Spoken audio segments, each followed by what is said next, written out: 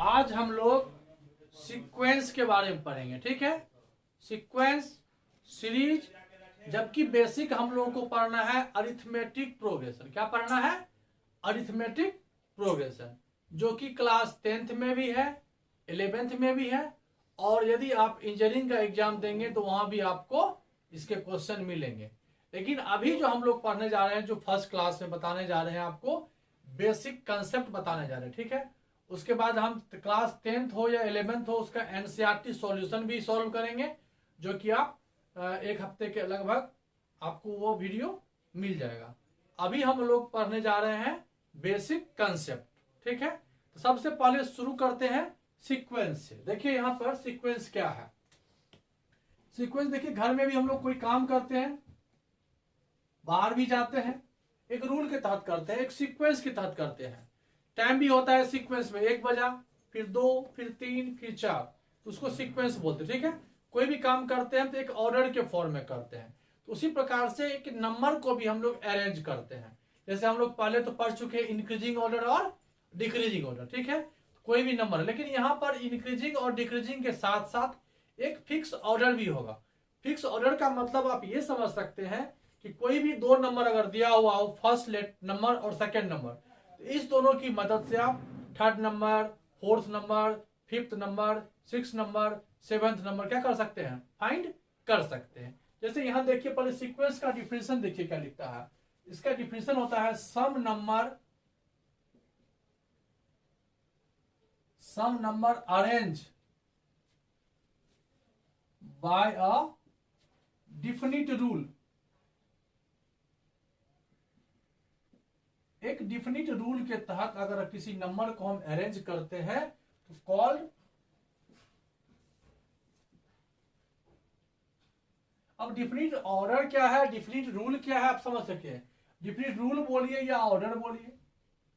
जैसे पहला नंबर अगर हम 1 लिखे, 1 में आप 5 ऐड कर दो तो 6 आएगा, 6 में 5 ऐड करो 11 आएगा।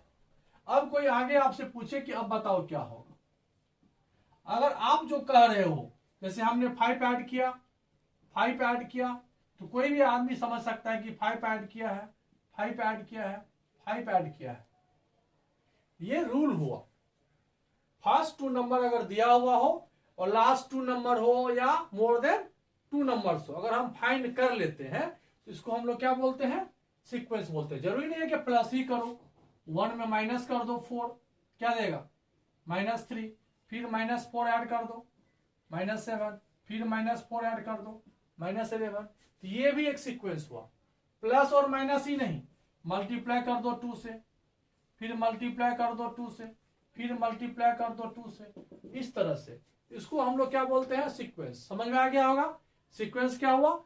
सम number arrange by a definite order is called sequence, ठीक है। सीक्वेंस हो गया। सीक्वेंस का मतलब हो गया कि एक सीक्वेंस में है, इसका मतलब ये हो गया हम कोई भी टर्म फाइंड कर सकते हैं। इसी प्रकार से प्लस, माइनस, मल्टीप्लाई और डिवाइड देख लेंगे कि किस ऑर्डर में है। प्लस हो रहा है, माइनस हो रहा है, मल्टीप्लाई हो रहा है या डिवाइड हो रहा है। समझ में आ गया सीक्वेंस आपको। चलिए नेक्स्ट पॉइंट देखते हैं। सीक्वेंस के बाद आता है सीरीज।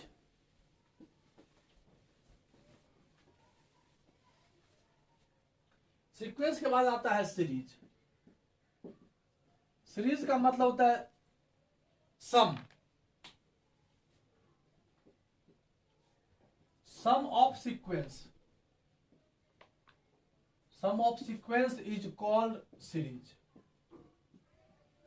अब सम का मतलब समझ, जैसे फर्स्ट टर्म लिखे 2 प्लस, ये ऐड करके लिखेंगे 4, फिर प्लस, लेकिन नंबर होना चाहिए कोई रूल से। 2 + 2 4, +2 6, +2 8, +2 10, इस तरह से क्या हो गया? एक प्लस के तहत। जैसे ऐसे लिखेंगे a + d, a + 2d, a + 3d, ऐसे लिखिए a/d, b/d, तो कुछ भी लिखिए, लेकिन कॉमा देके नहीं लिखिए। कॉमा देके नहीं लिखिए, क्या करके लिखिए? प्लस करके लिखिए। क्या करके लिखिए?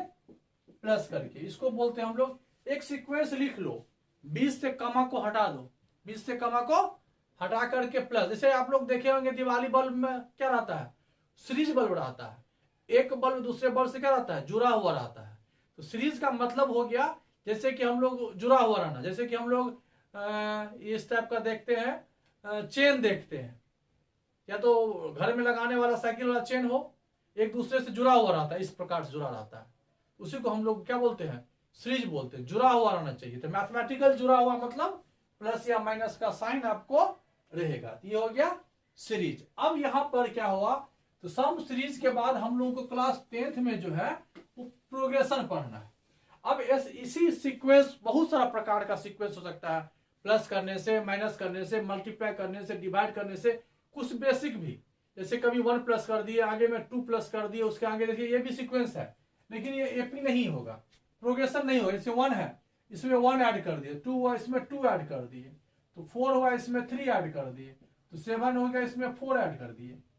देखिए ये एक सीक्वेंस है, लेकिन ये प्रोग्रेशन नहीं है, ये प्रोग्रेशन नहीं है, ये सीक्वेंस है, क्योंकि हमको पता है इसमें 1 ऐड किया, 2 ऐड किया, 3 ऐड किया, 4 ऐड किया। कोई आपसे पूछेगा बताइए अब क्या होगा, इसमें आधा 4 बाद इसमें 5 ऐड कर दो, इसमें 6 ऐड कर दो, ये सीक्वेंस हुआ, लेकिन ये प्रोग्रेशन नहीं हुआ। तो प्रोग्रेशन में होता है सर्टेन पैटर्न, कुछ खास रूल के लिए होता है, some number arrange by certain pattern, some number arranged in a certain pattern is called progression। अब तो समझ में आ गया, तो सीक्वेंस का ही एक पार्ट हो गया प्रोग्रेशन, ठीक है। अब प्रोग्रेशन हो गया, तो सर्टेन पैटर्न का मतलब प्रोग्रेशन में आता है, फर्स्ट में होता है एपी, एपी को बोलते हैं अरिथमेटिक प्रोग्रेशन, अरिथमेटिक प्रोग्रेशन। और सेकेंड होता है जीपी, जिसको हम लोग बोलते हैं जियोमेट्रिक प्रोग्रेशन। और थर्ड में होता है एचपी, हार्मोनिक प्रोग्रेशन। अब देखिए ये अरिथमेटिक प्रोग्रेशन क्लास 10th में पढ़ना है, एपी और जीपी क्लास 10th और 11th में पढ़ना है, और ये तीनों जो पढ़ लेंगे तो आप आईआईटी लेवल एग्जाम का प्रिपेयर करने के लिए आपको तीनों पढ़ना पड़ेगा। लेकिन आपको क्लास 10th के लिए आपको क्या पढ़ना पड़ेगा, एपी पढ़ना पड़ेगा, अरिथमेटिक प्रोग्रेशन, ठीक है। चलिए देखते हैं। अब देखिए पहले समझिए कि अरिथमेटिक प्रोग्रेशन क्या है। अरिथमेटिक प्रोग्रेशन का मतलब हुआ कि डिफरेंस ऑफ, देखिए कोई पहले एक सीक्वेंस होगा, ठीक है। अब कोई सीक्वेंस देकर के आपसे पूछेगा कि एपी में है कि नहीं है, तो हम लोग एपी के डिफिनेशन में जाएंगे। एपी का डिफिनेशन है किसी भी टर्म को, कोई भी टर्म ले लो, जैसे 5th टर्म ले लो, उसमें से 4th टर्म माइनस करो तो एक नंबर आएगा, फिर 4th में से 3rd को माइनस करो, फिर एक नंबर आएगा, वो दोनों क्या होगा, सेम होगा। या 3rd में से 2nd को माइनस करो, ये डिफरेंस भी वही नंबर आएगा। 2nd को 1st से माइनस करो, ये डिफरेंस भी वही आएगा।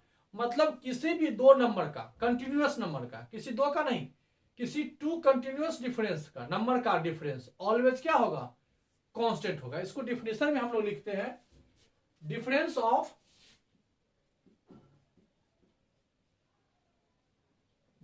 ऑफ एनी टर्म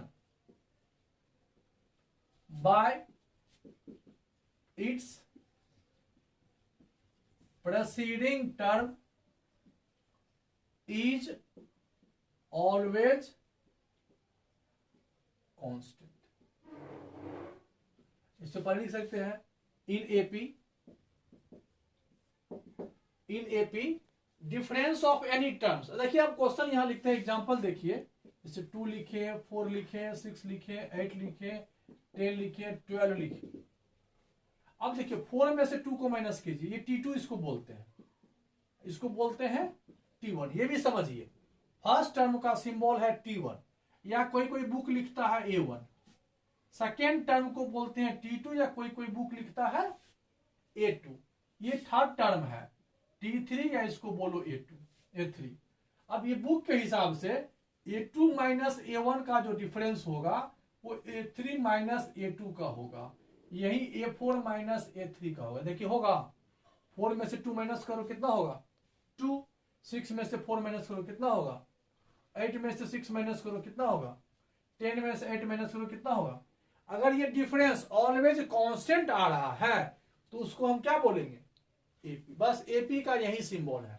कोई सीक्वेंस अगर आपको दिया हुआ है और पूछ रहा है बताओ ये एपी में है, तो आप कोई भी नंबर ले लो उसके पहले से माइनस कर लो, कोई भी नंबर ले लो उसके पहले से माइनस कर लो, कोई भी नंबर ले लो उसके पहले से माइनस कर दो। 2-3 जगह ऐसा करेंगे। अगर ऑलवेज सेम नंबर आएगा, ऑलवेज यहां भी 2 आया, यहां भी 2 आया, यहां भी 2 आया, तो ऑलवेज अगर कांस्टेंट आता है तो उस सीक्वेंस को क्या कहा जाएगा एपी कहा जाएगा। ठीक है, अब यहां पर हम लोग बेसिक कंसेप्ट पढ़ रहे हैं, तो बेसिक उसके बाद हम लोग आएंगे एक्सरसाइज में।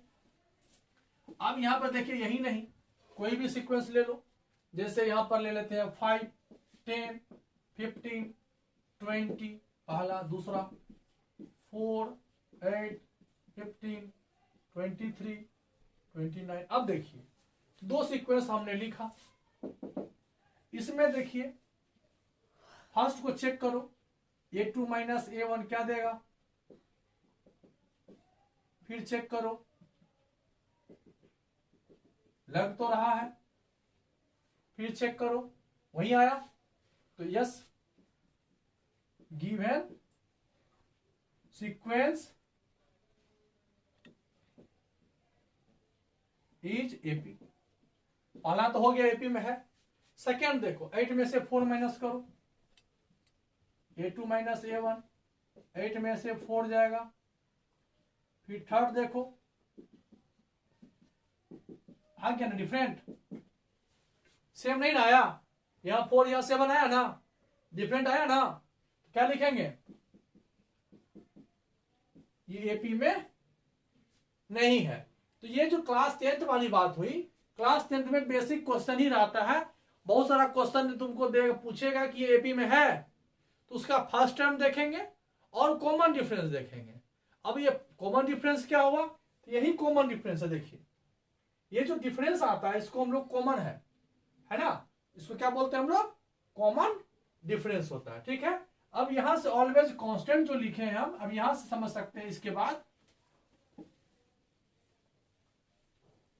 ऑलवेज कांस्टेंट है ना, difference of any term by it's preceding term is always constant. ये जो डिफरेंस है, ये जो डिफरेंस है इसको बोलते हैं हम लोग common difference.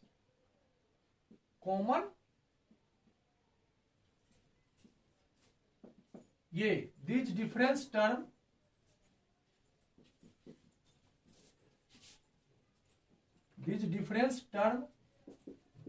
Is known as common difference को शॉर्ट फॉर्म में सीडी लिखते हैं। ठीक है, अब यहां से एक नया फॉर्मूला होता है nth टर्म ऑफ एनपी। अब इसको क्यों फाइंड करते हैं, क्योंकि हमें जो एक सीक्वेंस रहेगा उस सीक्वेंस में फर्स्ट टर्म रहेगा, सेकेंड टर्म रहेगा, थर्ड टर्म रहेगा, फोर्थ टर्म रहेगा। ठीक है, तो आखिर हमको उसकी मदद से अगर कहेगा कि फाइंड कीजिए 100 टर्म क्या होगा, फाइंड कीजिए 200 टर्म क्या होगा, तो हम इसके लिए हमको एक फॉर्मूला चाहिए। ठीक है, तो फॉर्मूला देखते हैं हम लोग first, nth term of n AP. अब यह देखिए ये फॉर्मूला होता है nth term of n AP. Generally हम लोग फर्स्ट टर्म को मान लेते हैं ए, जब भी मानना हो तो फर्स्ट टर्म को ए या A1। ठीक है, और कॉमन डिफरेंस को मानते हैं डी। तो सेकेंड टर्म क्या होगा, सेकेंड टर्म का मतलब होता है फर्स्ट टर्म में आप कॉमन डिफरेंस ऐड कर दो। थर्ड टर्म का मतलब होता है सेकेंड टर्म में आप कॉमन डिफरेंस ऐड कर दो।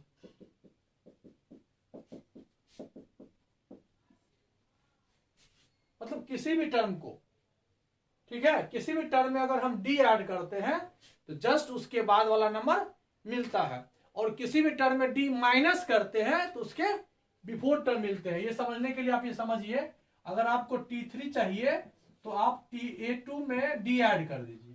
अगर A10 चाहिए तो A9 में आप D ऐड कर दीजिए। अगर माइनस वाली बात करेंगे तो A4 में D ऐड माइनस कर दीजिए। A9 में अगर आप ग्रेटर नंबर से D माइनस कर देंगे तो B4 नंबर आ जाएगा। अगर D ऐड कर देंगे, D ऐड करेंगे, जैसे A5 में D ऐड कर देंगे तो क्या मिलेगा? आया समझ में? प्लस करने से आगे का नंबर, जो अब नंबर आने वाला है, नेक्स्ट नंबर आएगा, और माइनस कर देंगे तो B4 नंबर आएगा। B4 और नेक्स्ट किस पे डिपेंड करेगा? D पे। D क्या है? यहाँ पर कॉमन डिफरेंस है। तो सेकेंड टर्म समझ में आ गया आपको, थर्ड टर्म समझ में आ गया। इसी प्रकार से एक चीज आप, एक लॉजिक आप यहां पर और देखो, अगर हम फोर्थ टर्म की बात करें तो थर्ड टर्म में D ऐड कर देंगे तो थर्ड टर्म कितना है? A plus 2D। अब यहां पर एक लॉजिक मिलता है। अब एक लॉजिक देखो तो समझ में आपको आ जाएगा। देखिए यहां पर फर्स्ट टर्म में A है, सेकेंड टर्म में A और D है, थर्ड में A प्लस 2D है, और फोर्थ में A प्लस 3D है ना। तो सब में देखिए A है, यहां भी A है, यहां भी A है, यहां भी A है, यहां भी A है, और ये सिंगल A है ना। यहां फोर्थ में देखिए 3D है, थर्ड में देखिए 2D है, सेकेंड में एक D है, मतलब D एक लेस आता है। तो यहां से हम लिख सकते हैं इसको सिंपली, अगर हम A5 बोले तो लिख सकते हैं A प्लस 4D, है ना। देखिए फिफ्थ टर्म है, ये तो आया, अब 5 था तो एक कम आया। इसको हम लोग फॉर्मूला को सेट करने के लिए हम लोग इस तरह से लिख सकते हैं। तो इसको भी लिख सकते हैं, देखिए इसको भी लिख सकते हैं, इसको भी लिख सकते हैं, और इसको भी हम लोग लिख सकते हैं। देखिए तो यहां पर हम लोग अगर हम an लिखें तो लिख सकते हैं A plus n minus 1 into D. इसी फार्मूला से हम लोगों को सॉल्व करना है। ये हो गया nth टर्म। क्या हो गया? nth term. अब इसी an को फॉर्मेट करके अगर हम यहां पर लिखे, दिख रहा है देखो तो, A10 अगर लिखे तो क्या होगा? देखिए यहां से A plus 10 minus 1 into D, क्या मिलेगा? अगर A 100 कहेगा निकालने के लिए तो क्या लिखेंगे? आया समझ में? ये एक फॉर्मूला हो गया। क्या किसका फॉर्मूला हो गया? nth term of N AP हो गया A plus n minus 1 into d. आया समझ में?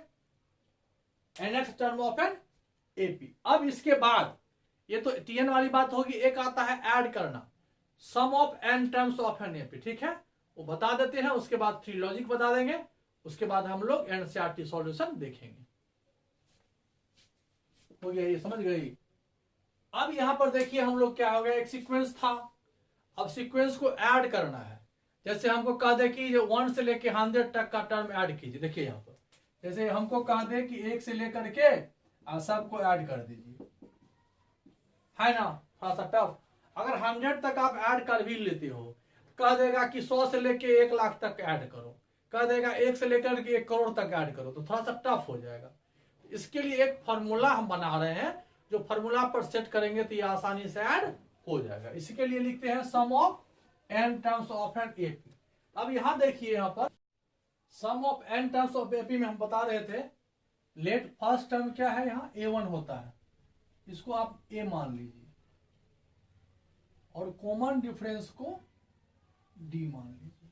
ठीक है, देखिए सम ऑफ Sn इक्वल टू क्या होता है, सबसे पहले यहाँ T1 फाइंड कीजिए, तो सम ऑफ n टर्म्स Sn लिखते हैं इस तरह से हम लोग। सम ऑफ n टर्म्स हो गया Sn। ध्यान दीजिएगा, ये फर्स्ट टर्म हुआ A1, सेकेंड टर्म हुआ A2, थर्ड टर्म हुआ A3, फोर्थ टर्म हुआ A4, plus dot dot dot dot plus An। ये सभी को ऐड करेंगे तो इसको बोलते हैं सम ऑफ n टर्म्स। ठीक है, अगर यहां लास्ट में m कर देते हैं इसको बोलेंगे सम ऑफ n टर्म्स। अगर लास्ट में यहां पर ध्यान देना p लिख देते हैं तो यहां हो जाएगा सम ऑफ p टर्म्स। अगर लास्ट में 100 लिख देते हैं तो यहां क्या बोलेंगे, सम ऑफ 100 टर्म्स। समझ में आ गया। अब यहां पर हम लोग फॉर्मूला जो बनाने जा रहे हैं वो सम ऑफ n टर्म्स का पढ़ने जा रहे हैं। ठीक है, तो ये an होगा। अब यहां से बारी बारी से देखिए, फर्स्ट टर्म a है, a हुआ। सेकेंड टर्म अभी जस्ट हम लोग पढ़े थे, फर्स्ट टर्म में अगर हम फर्स्ट टर्म में d ऐड कर देते हैं तो सेकेंड टर्म होगा। ठीक, फिर देखिए a3 हो गया सेकेंड टर्म में d ऐड करने से। सेकेंड टर्म कितना है, सेकेंड टर्म है a प्लस डी, और d ऐड कर देंगे तो हो जाएगा a प्लस। वैसे भी आपको बता चुके हैं, अगर यहाँ 3 लिखे हैं तो 1 लेस d होता है। 2 में 1d है, इसमें d नहीं है, लिखे थे ना अभी जस्ट। a3 में a प्लस 2d है, a4 में क्या हो जाएगा a प्लस 3d। इसी प्रकार से 1 लेस होता है और an हो जाएगा a plus n minus 1 into D. अब यहां पर एक लॉजिक है। अब इस लॉजिक को थोड़ा सा यहां देखिए, आप कोई भी टर्म लिखो, यहां देखो, वैसे 1 2 3 4 5 लिख लिए, एपी में है ना। इसी को अपोजिट करके लिखो फिर से, 5 4 3 2 1, और सबको सेपरेटली ऐड करो तो 5 1 4 2 3 3 4 2।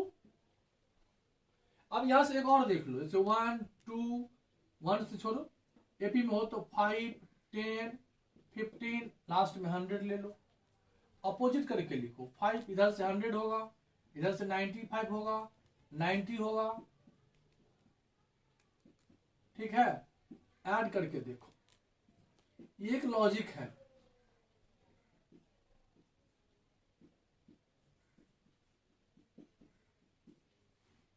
कहने का मेरा मतलब है, कोई भी सीक्वेंस यदि एपी में है, उसको यदि हम रिवर्स करके लिख दें तो सभी को ऐड करने पर ये जो रिजल्ट आएगा वो सेम आएगा, है ना। रिजल्ट देखो सेम आएगा। तो यहां भी हम लोग क्या करते हैं, वही काम करते हैं।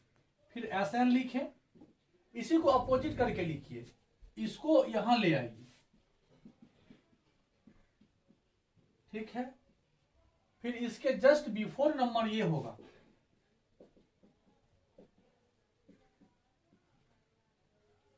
इसके साथ लिखे, इसको इसके साथ लिखे, ये नंबर यहां आ जाएगा, और इसको ओवरऑल आप ऐड कीजिए। इसको देखिए, ये समझ में नहीं आएगा आपको, ये समझ में आएगा। जब हम रिवर्स करके लिखते हैं तो दोनों को ऐड करने पर क्या आता है, तो इस नंबर को आप इसको इसके साथ अगर ऐड करते हो तो a और a क्या हो गया, 2a plus n minus 1 into D. फिर प्लस इसको यहां ऐड कीजिएगा, देखिए a और a क्या हो गया, 2a प्लस, यहां से d कॉमन ले लोगे तो n माइनस 2 प्लस 1, यहां भी n माइनस 1 ही आएगा। मतलब इस सभी को जो प्लस करोगे ये सेम नंबर आएगा, सब सेम आएगा। इसको यहां ऐड करोगे तो क्या आएगा, बस यही एक लॉजिक की तरह हमने ऐड किया। अब देखिए यहां पर जब रिपीटेड नंबर आता है, देखिए 6 कितना टाइम्स है, 5 टाइम्स है। तो इसको ऐड करने के लिए हम लोग क्या करेंगे, 5 इंटू 6 लिख सकते हैं। यहाँ पर 105 कितना टाइम्स है, 1 2 3, तो 3 इंटू 105 लिख सकते हैं। तो यहाँ भी Sn ये हो जाएगा 2Sn। अब देखिए यहाँ पर इसको ऐड करने के लिए इस तरीके से हम यूज कर सकते हैं। कितना टर्म्स है, देखिए n टर्म्स है, इसकी संख्या फर्स्ट है, सेकेंड है, डॉट डॉट, लास्ट में n टर्म है ये। तो टोटल नंबर ऑफ टर्म्स यहाँ n है, तो यहाँ n से मल्टीप्लाई हो जाएगा 2a plus n minus 1 into D. ये ब्रैकेट यहाँ यूज करो, ये क्या निकला Sn, ये 2 यहाँ पर डिवाइड हो जाएगा। ये फॉर्मूला हो गया आपका Sn का। ठीक है, sum of n terms of n AP is equal to n by 2 2a plus n minus 1 into d. ठीक, इससे पहले हम लोग फॉर्मूला पढ़े Tn का, Tn is equal to a plus n minus 1 into d. Question में जब जाएंगे तो बताएंगे हम इस फॉर्मूला का यूज करके कोई भी क्वेश्चन कैसे सॉल्व कर सकते हैं। फॉर्मूला समझ में आ गया, ये हो गया Tn और ये हो गया Sn। ठीक है, नेक्स्ट फॉर्मूला देखते हैं। अब यहाँ पर देखो, अभी जो फॉर्मूला बताए, जैसे कि हमको ऐसे करके लिख दे कि सबको प्लस कीजिए। देखिए यहाँ पर सॉल्यूशन लिख के पहले ए कितना है 1, फर्स्ट टर्म। कॉमन डिफरेंस होता है a2 माइनस a1।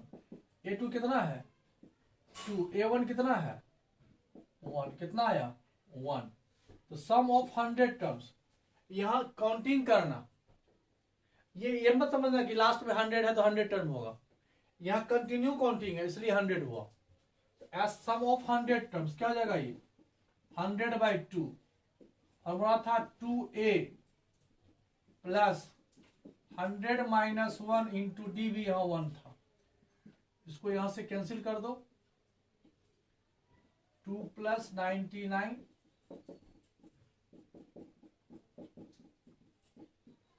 ये। इस फॉर्मूला के तहत हम प्लस करने का जो रूल है ये हम लोग फाइंड कर लेते हैं। नेक्स्ट को फॉर्मूला देखते हैं। अब जब फॉर्मूला के तहत भी हम सॉल्व कर सकते हैं, sum of even terms, sum of odd terms. अब यहां देखिए नेक्स्ट फॉर्मूला है sum of even terms. First even terms का मतलब है कि काउंटिंग यहां 2 से होना चाहिए, लास्ट में 100 है। तो यहां पर देखिए संख्या कितनी होगी, देखिए फर्स्ट 2 से शुरू होगा तब ये फॉर्मूला बनेगा। यहां सम ऑफ इवन टर्म्स जो होगा ये होता है कितना, ये होता है n इंटू n+1। यहां देखिए संख्या कितनी है इसकी 100 नहीं है, देखिए इवन देखिए आप समझिए 2 4 6 8, लास्ट टर्म कितना है 8 है ना, टर्म कितने हैं 4, संख्या 4 ही है। यहां 100 है लेकिन संख्या कितनी हो जाएगी 50 होगी, 50 इंटू 50 प्लस 1 51, क्या होगा 5 1 जा 5, 5 5 जा 25 2, इतना होगा। सम ऑफ इवन टर्म्स का फॉर्मूला होता है n इंटू n+1। कब, जब 2 से शुरुआत हो तो। और यहां पर एक फॉर्मूला और होता है sum of first odd numbers या odd number, sum of odd numbers beginning with 1, 1 plus 3 plus 5 plus n, ये होता है, इसका फॉर्मूला होता है n²। अब देखिए यहां पर समझिए, देखिए 2 टर्म को ऐड कीजिए, कितना हुआ 4, ये 2 का स्क्वायर है ना। 3 टर्म को ऐड कीजिए, n यहाँ 3 हो गया, तीनों को ऐड कीजिए, 5 3 8 1 9, 3 का स्क्वायर है। 4 टर्म ऐड कीजिए, ये सभी को ऐड कीजिए, कितना हो गया 7 5 12 3 15 1 16 है, जो कि 4 का स्क्वायर है। यहाँ पर n = 4 है, तो सम ऑफ ऑड नंबर्स क्या हो जाएगा n²। अब यहां से देखिए इसी फॉर्मूला के साथ लास्ट में हम 99 लिख दिए, तो यहां पर n निकालना पड़ेगा कि आपके पास n कितना है। 1 से शुरू करेंगे और 99 तक जाएंगे तो n का मान यहां पर मेरे ख्याल से 50 होगा, ठीक है। n की संख्या होता है, ये होता है, ये लास्ट टर्म और फर्स्ट टर्म को ऐड कर दो, 2 से डिवाइड कर दो, 99 + 1 यहां हो गया 50। तो यहां पर सम कितना होगा, सम ऑफ 50 टर्म्स क्या हो जाएगा, यहां 50 का स्क्वायर कितना हो जाएगा। अब देखिए हम वही किए थे पहले, जो आपको हम क्वेश्चन बताएं कि 1 + 2 + 3 कहां तक 100 तक, इसका आंसर कितना था 50 50। अब इस दोनों को ऐड करके देखो, दोनों को ऐड करोगे तो कितना आएगा, आया ना। तो सबको एक साथ ऐड किए तो ये आया था, इसी में इवन नंबर को 2 से लेके 100 तक ऐड किए, इसी में 1 से लेके 99 तक ऐड किए, ऑड को ऐड किए, इवन को ऐड किए, दोनों को मिला के ऐड किए और यहां पर एक साथ ऐड किए, तो बात क्या हुआ एक ही आया ना। तो हमको ये याद रखना है, खैर क्लास 10th में ये नहीं होगा, sum of even terms, sum of odd terms हम आपको बता दिए कि सम ऑफ ऑड टर्म्स जब होगा तो n², where n is number of terms.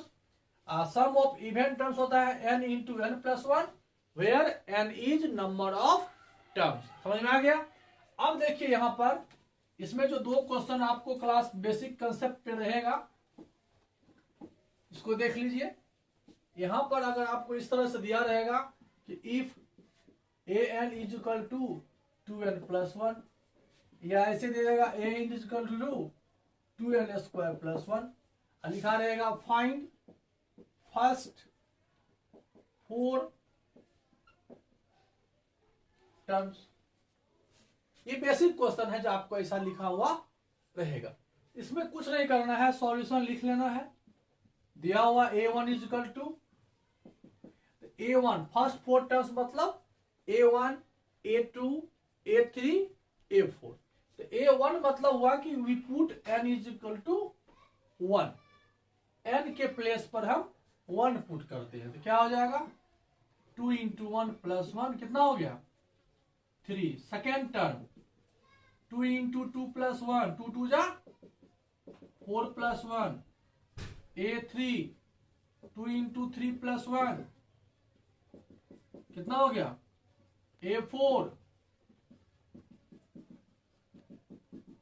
है समझ में? अब यहां अगर रहेगा फर्स्ट 4 टर्म्स, a1 क्या जाएगा 2 × 1 का स्क्वायर 2 + 1, a2 2 × 2 का स्क्वायर +1, 2 2 जा 4, 2 जा 8। थर्ड टर्म 3 का स्क्वायर 9, 2 जा 18 +1। Fourth term